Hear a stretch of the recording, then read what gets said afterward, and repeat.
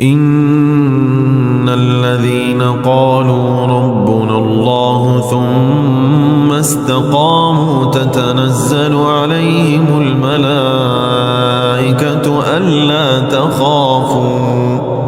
ألا تخافوا ولا تحزنوا وأبشروا بالجنة التي كنتم توعدون نحن أولياؤكم في الحياة الدنيا وفي الآخرة ولكم فيها ما تشتهي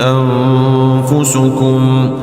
ولكم فيها ما تدعون